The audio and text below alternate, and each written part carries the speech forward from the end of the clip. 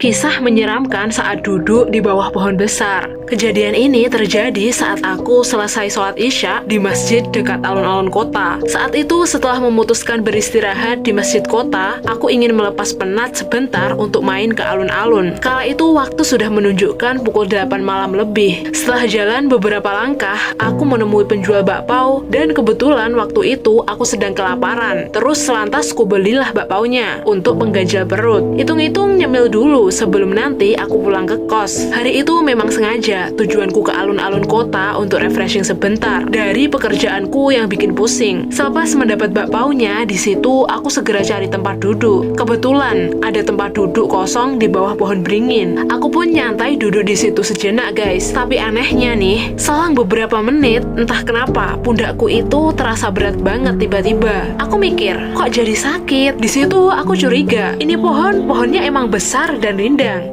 Aku jadi takut. Kayaknya ada yang gak suka kalau aku duduk di sini. Entah kenapa. Pas itu aku langsung kabur sih ke masjid. Dan ajaibnya nih, pas di masjid bahuku gak sakit lagi, guys. Wah, ini sih fix. Pohon tadi kayaknya ada penunggunya. Mungkin dia gak suka aku duduk di situ.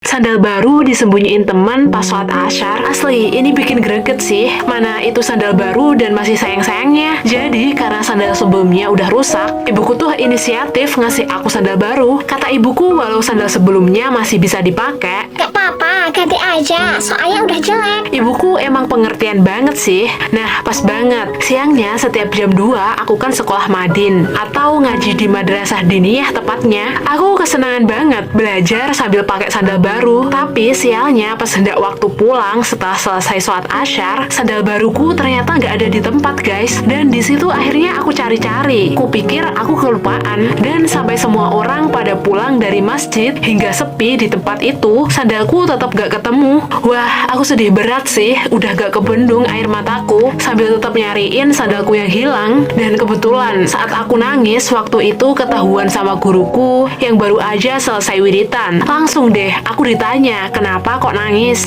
Sandal baruku hilang, Pak. Aku beritahulah kayak gitu. Dan guruku pun langsung nyaut, Pasti ini ada yang jahil deh. dan aku emang mikir gitu. Dan pas kita akhirnya nyari bareng-bareng, untungnya ada kakak kelas yang baik hati banget ngasih tahu kalau sandalku disembunyiin di bawah pot bunga. Dan dia juga ngasih tahu siapa pelakunya. Wah, aku godok banget sih dengernya. Emang temen nakal tuh jahilnya gak ketulungan. Awas aja, ada Allah yang balas perbuatan kamu. Akhirnya aku jadi gak sedih lagi, guys, dan bisa pulang ke rumah dengan segera. Ya, walau sandal baruku jadi kelihatan buluk karena kena tanah. Kalau kalian punya gak, guys, temen yang jahilnya kelewat batas?